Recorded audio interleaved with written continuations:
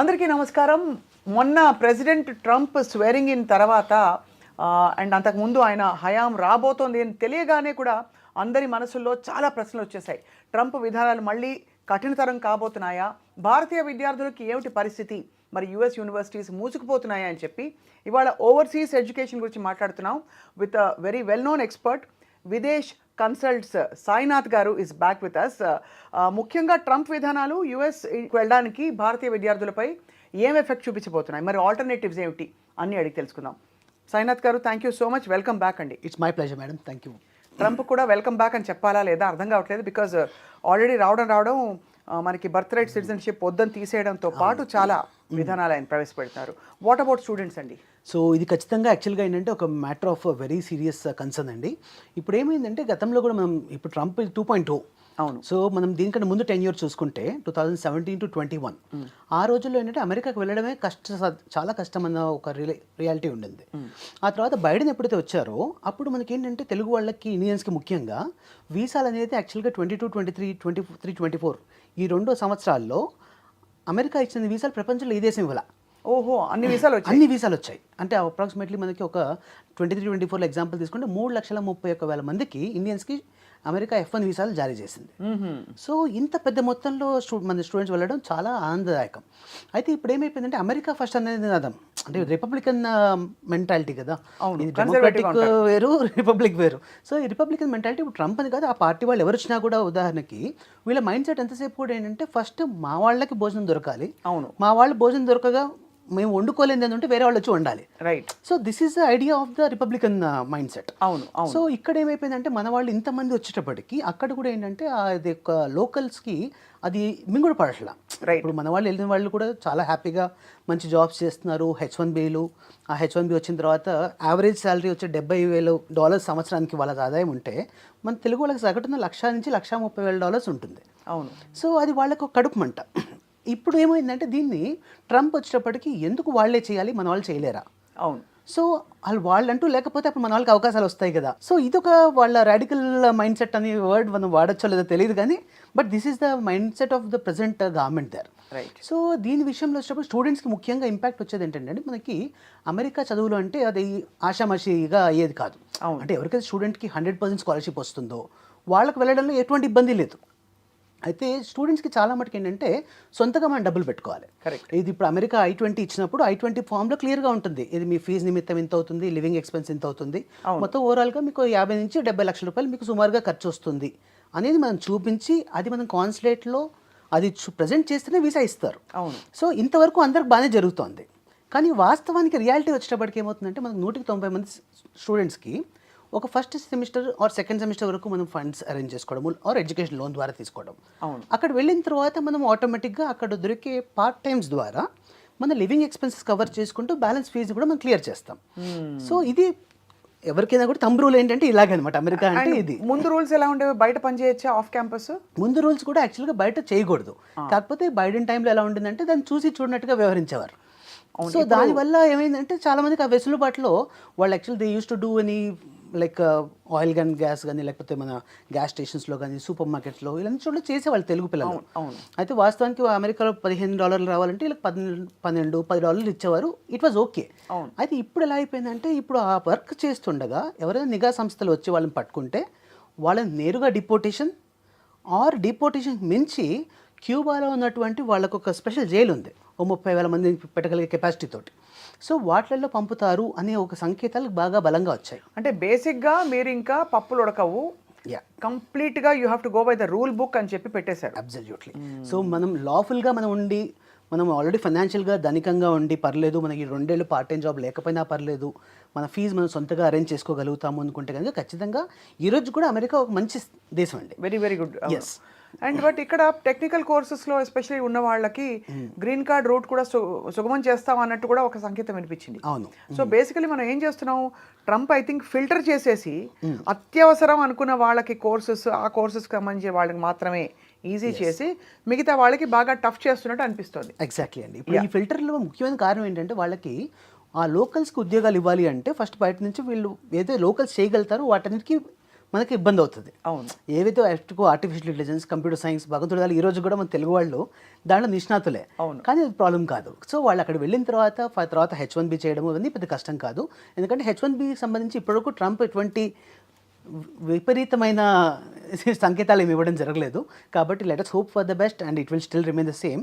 అయితే ఇప్పుడు ఆల్రెడీ వెళ్ళిన వాళ్ళకి మాత్రం ఏంటంటే కాస్త వాళ్ళకి ఆ చదివేటప్పుడు ఈ ఖర్చుల నిమిత్తం ఏంటంటే ఇప్పుడు ప్రజెంట్గా already back to home India నుంచి కాల్స్ ఆల్రెడీ మా స్టూడెంట్స్ పేరెంట్స్కి ఆల్రెడీ కాల్స్ వస్తూ ఉన్నాయి. డబ్బులు పంపించండి, కొద్దిగా ఈ నెల 2 నెలలు చూద్దాము, వేచి చూద్దాం ఇంకా ఎలా ఉంటుంది నెక్స్ట్ ఫ్యూచర్ అన్న భయం అయితే కొద్దిగా ఎక్కువగానే పట్టుకుంది, మొదలైపోయింది. అవును. సో మొత్తానికైతే అఫ్ కోర్స్ ఇప్పుడు మీరు టెక్ సైడ్ అంటున్నారు, టెక్ సైడ్ కూడా డీప్ సీక్ లాంటి ఒక బాంబు మొన్న పడ్డాక చైనా నుంచి, మరి ఎన్ని టెక్ కోర్సెస్కి ఏం వెసులుబాటు కల్పించగలుగుతారు అక్కడ? లేదు ఇంకా డిమాండ్ పెరుగుతుందా? కాలం నిర్ణయిస్తుంది.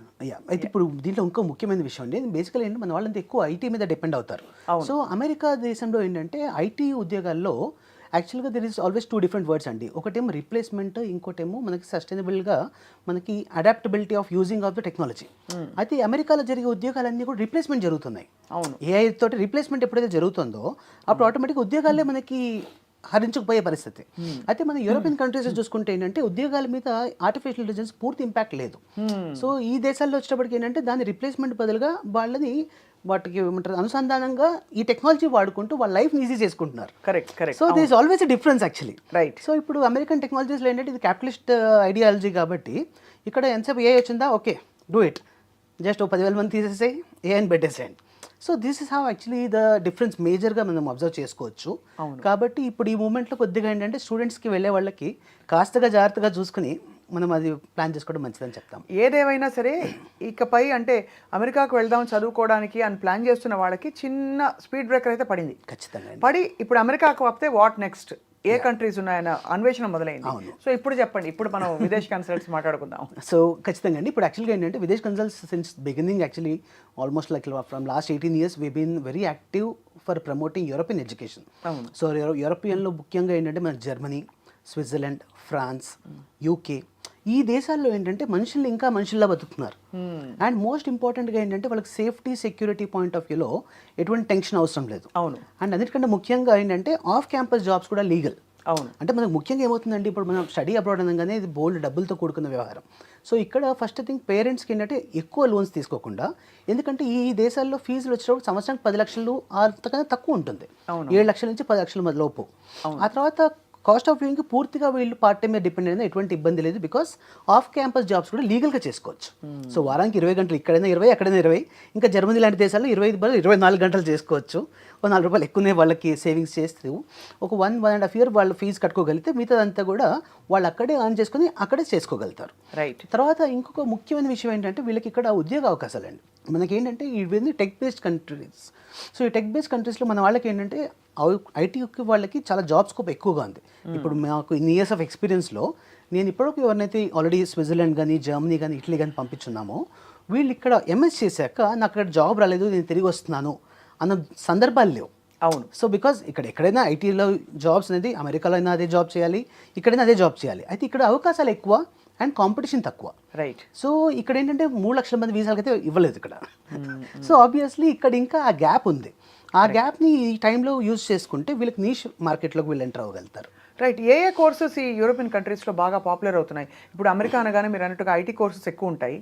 కాకపోతే బహుశా ఇప్పుడు కొత్తగా పుంజుకుంటున్న మరి ఇతర కోర్సులు కూడా కొన్ని అండర్ గ్రాడ్ లెవెల్లోనే చాలా మంది వెళ్తున్నారు.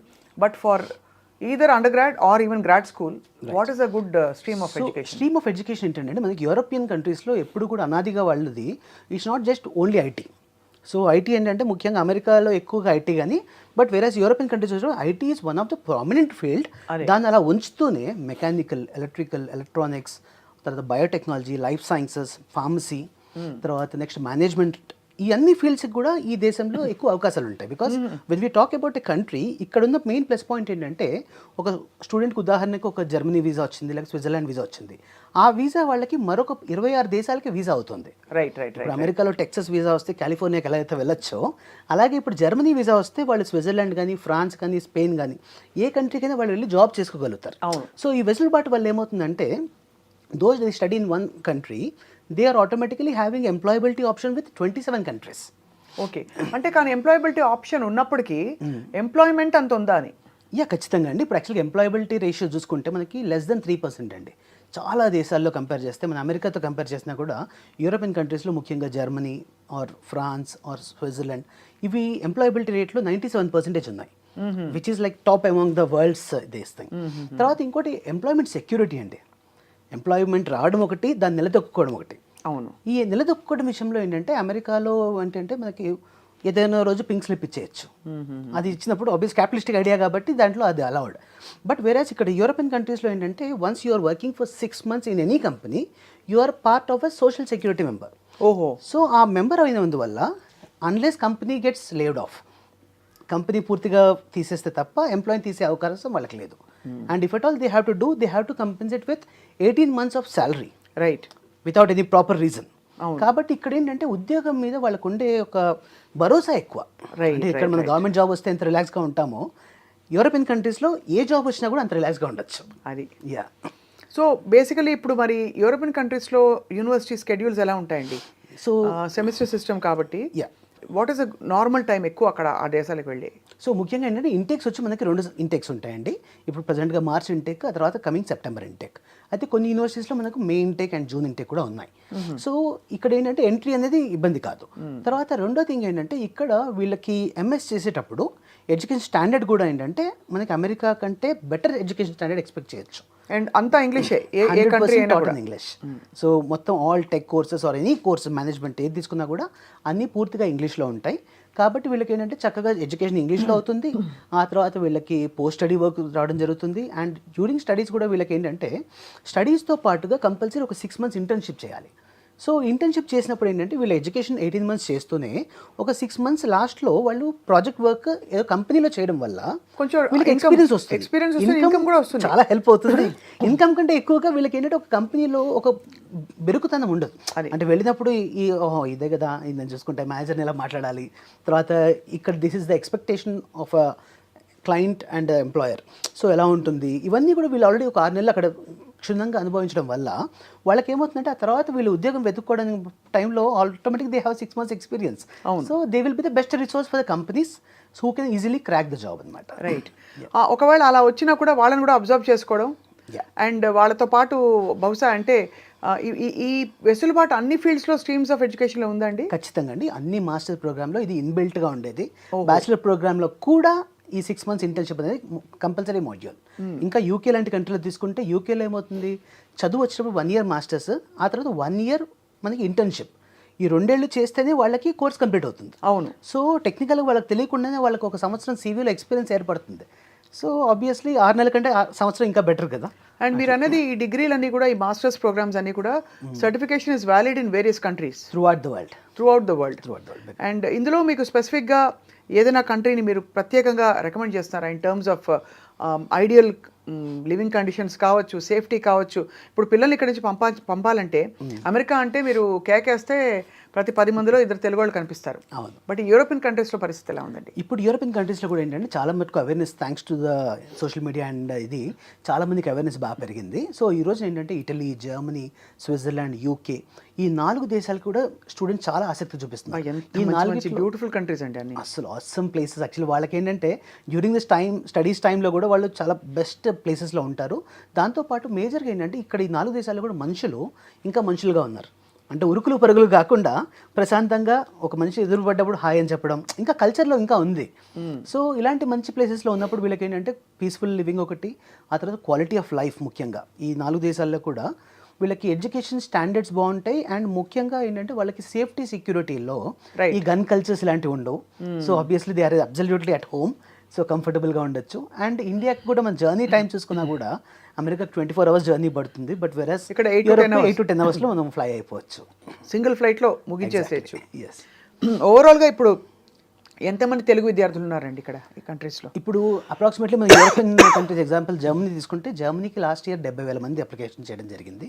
అండ్ యూకే చూసుకుంటే అది కూడా ఆల్మోస్ట్ 70,000 మంది. తర్వాత ఇటలీకి దాదాపు ఒక 16,000 మంది స్టూడెంట్స్ అప్లై చేయడం జరిగింది. స్విట్జర్లాండ్ కొంత నెంబర్స్ తక్కువ ఉన్నా కూడా యాక్చువల్గా ఎక్కువ అవకాశాలు స్విట్జర్లాండ్లో కూడా ఉన్నాయి. విచిత్రం చాలా. స్విట్జర్లాండ్ లాంటి అందమైన కంట్రీలో ఎవరు వద్దనుకుంటారు, ఎందుకు వద్దనుకుంటారని ఇంకా అవగాహన లేకంటారా? మెయిన్గా అవగాహన లేకండి. మీకు ఏమవుతుందంటే స్విట్జర్లాండ్ వచ్చేటప్పటికి పబ్లిక్ యూనివర్సిటీస్, ప్రైవేట్ యూనివర్సిటీస్ రెండు ఉంటాయి. సో చాలా మందికి ఏంటంటే పబ్లిక్ యూనివర్సిటీలో రాదు అనుకుంటారు, ప్రైవేట్ యూనివర్సిటీని ఎఫర్ట్ చేయలేదు అనుకుంటారు. ఈ రెండు అపోహలే. సో అడగంది అమ్మ కూడా అన్నం పెట్టదు. ఇటువంటి పబ్లిక్ యూనివర్సిటీస్ ఇంత టాప్ యూనివర్సిటీ అడ్మిషన్ రావాలంటే అప్లై చేయాలి. అప్లై చేయడానికి విదేశ్ కన్సల్స్ ఉంది. విదేశ్ కన్సల్స్ అప్రోచ్ చేస్తే ఖచ్చితంగా ఇది చేయొచ్చు. సో ఒకవేళ ఒక గ్రాడ్యుయేషన్ ఇక్కడ అంటే మన ఇండియన్ గ్రాడ్యుయేషన్ పూర్తి చేసుకుని అక్కడ గ్రాడ్ స్కూల్కి వెళ్ళడానికి అంటే పోస్ట్ గ్రాడ్యుయేషన్ మన ప్రకారం వెళ్ళాలంటే ఏ స్ట్రీమ్ తీసుకోవాలంటే మీరు అడ్వైస్ చేస్తారా? ఖచ్చితంగా అండి. ఇక్కడ యాక్చువల్గా ఏంటంటే విదేశ్ కన్సల్ట్స్లో మేము ఫస్ట్ స్టడీ అబ్రాడ్ కన్సల్టెంట్స్ కంటే కూడా ఒక కెరీర్ కన్సల్టెంట్స్గా మేము ఉంటాం. సో ఫస్ట్ థింగ్ ఏంటంటే ఒక ప్రొఫైల్ మా దగ్గరకు వచ్చినప్పుడు మేము ఫస్ట్ ఎవాల్యుయేట్ చేస్తాం. Are they having inform decision? ఆ ఇన్ఫార్మ్ డిసిషన్ ఉన్నప్పుడు we will continue with their choice. అలా కానప్పుడు ఖచ్చితంగా మా ఇంటర్వెన్షన్ ఉంటుంది.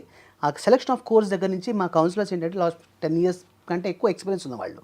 అండ్ చాలా మటుకు బ్రాంచెస్ అన్ని హెడ్స్ కూడా they are directors of our branches, they are also having done masters abroad. So వీళ్ళందరికీ ఏంటంటే విపరీతమైన ఎక్స్పీరియన్స్ ఉండడం వల్ల ఒక ప్రాపర్ గైడెన్స్ ఇవ్వడానికి రైట్ ఛానలైజేషన్ జరుగుతుంది.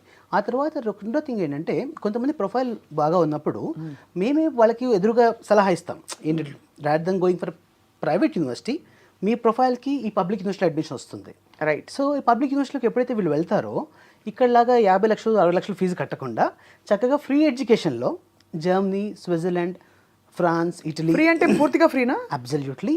సో ఫీజు వచ్చేసి హార్డ్లీ ఒక 150 euros నుంచి 500 euros పర్ సెమిస్టర్. అంటే ఇండియన్ కరెన్సీలో ఒక 40,000 రూపాయలు. అలాగా ఎందుకు చేస్తారు అలాగా? సో యూరోప్లో ఏంటంటే ఎడ్యుకేషన్ అనేది వాళ్ళకి ఇంకా మనీ మేకింగ్ వెంచర్ కాదు. ఓకే. సో పబ్లిక్ యూనివర్సిటీస్ వరకు. సో ఎప్పుడైతే ఇది మనీ మేకింగ్ వెంచర్ కాదో automatically government is supporting for the education cost. Right. So ఇక్కడ student is expected to pay only the taxes which is hardly ఒక 40,000 rupees per 6 months. And the living expenses వీళ్ళు ఓన్గా manage చేసుకోవాలి. అదే that's what. అదే వాళ్ళ ఓన్గా. కానీ నేను ఒకటే అడుగుతాను, మరి ఇలాంటి యూనివర్సిటీలో క్వాలిఫై అవ్వాలంటే like you have GRE, TOEFL, IELTS ఇలాంటి what are the exams that should? So మేజర్గా ఎంట్రీ రిక్వైర్మెంట్ వచ్చేప్పటికి ఇది అమెరికా కంటే సులువు అండి. సో చాలా మందికి తెలియక ఇంకో చాలా మందికి ఇప్పుడు కూడా అపోహ ఏంటంటే నేను జర్మనీలో చదవాలంటే జర్మన్ లాంగ్వేజ్, ఇటలీలో చదవాలంటే ఇటాలియన్ లాంగ్వేజ్ ఇది కావాలనుకుంటుంటారు. ఇది అస్సలు రిక్వైర్మెంటే కాదు. బికాస్ 100% అక్కడ కోర్స్ అన్ని ఇంగ్లీష్లో టీచ్ చేయడం వల్ల ఎటువంటి ఇంగ్లీష్ లైక్ లోకల్ లాంగ్వేజ్ అవసరమే లేదు. తర్వాత రెండో థింగ్ వచ్చేప్పటికి వీళ్ళకి ఏదైతే ఐఎల్టీఎస్ కానీ టోఫెల్ కానీ ఉందో ఈ రెండింటిలో ఏదైనా ఒక పరీక్ష రాసుకుంటే మోర్ దెన్ సఫిషియంట్. అది. సో అంతకుమించి జిఆర్ఈలు, జీమాట్లు ఇవేం అవసరం. So degree certificate and IELTS 15 years or 16 years of both are okay. Both are okay. ఇది కూడా కరెక్ట్ క్వశ్చన్ అడిగాను. 15 ఏళ్ళైనా 16 ఏళ్ళైనా పర్లేదు. అబ్సల్యూట్లీ. ఎడ్యుకేషన్ అంటే డిగ్రీ వరకు. అండ్ అలాగే మీరు అన్నట్టు ఐఎల్టీఎస్ కానీ టోఫెల్ కానీ రాసుకుని బేసిక్ స్కోర్ వస్తే సరిపోతుంది. ఇవి కాకుండా ఎడ్యుకేషన్ అక్కడ free except living expenses and ఆ బేర్ మినిమం ట్యాక్సెస్ తప్ప అన్నీ ఫ్రీ. నాలుగోది of course weather conditions and number of courses opening, quality of education is of course చెప్పక్కర్లేదు ఇంకా. And so education gateways are opening. ఈ మధ్య ఇన్స్టాలో నేను చాలా రీల్స్ చూశానండి. నేనే ఆల్మోస్ట్ అప్లై చేసేసుకుందాం అనుకున్నాను. మీరు వచ్చి you want to settle down in Switzerland with income of so and so రివర్స్లో మీకే ఇస్తారు డబ్బులని. ఏంటండి అవి అసలు? సో అది యాక్చువల్గా అంత లుక్రేటివ్ కాదు. అండ్ బేసికల్ అది యూరోపియన్స్ కోసం ఎక్కువ అది. బికాస్ డైరెక్ట్ వర్క్ పర్మిట్స్ అనేది ఇండియా నుంచి ఇవ్వడం కుదరదు కాబట్టి student is the only route. So ఎవరైతే స్టూడెంట్గా క్వాలిఫై అవుతారో వాళ్ళకి చక్కగా 2 years ఆఫ్ మాస్టర్స్ ఉంటుంది. ఆ తర్వాత 1 year పోస్ట్ స్టడీ వర్క్. అక్కడ నుంచి ఇంకొక 3 years అక్కడ స్టే చేస్తే ది గెట్ పిఆర్. సో ఇప్పుడు గ్రీన్ కార్డ్ అనేది ఇప్పుడు అమెరికాలో మీకు తెలిసే ఉంటుంది. అమెరికాలో గ్రీన్ కార్డ్ రావాలంటే ఉదాహరణకు మనకి ఇప్పుడు 100 years పడుతుంది. సో ఇక్కడున్న సిచ్యువేషన్కి ఏంటంటే it is just taking 5 to 6 years of the time European కంట్రీస్లో. సో వాళ్ళు జర్మనీ తీసుకున్నా, లేకపోతే ఇటలీ తీసుకున్నా, స్విట్జర్లాండ్ తీసుకున్నా, ఒక 5 to 6 years వాళ్ళు including study period they can get a PR. So ఎప్పుడైతే పిఆర్ వచ్చేస్తుందో ఇక జీవితంలో మళ్ళీ వీసాలు లేకపోతే అక్కడ కూడా గవర్నమెంట్ మారితే రేపు ట్రంప్ లాంటి వాళ్ళు వస్తే మన పరిస్థితి ఏంటి అనే భయాలు అసలు అవసరం లేదు, అవసరం ఉండదు. ఓకే, లాస్ట్ క్వశ్చన్ అండి అబౌట్ దిస్ యూరోపియన్ ఎడ్యుకేషన్. అక్కడ వాళ్ళు చదువుతున్నంత కాలం బయట ఎంత జాబ్ చేయొచ్చు? సో లీగల్గా 20 hours per week వర్క్ చేయొచ్చండి.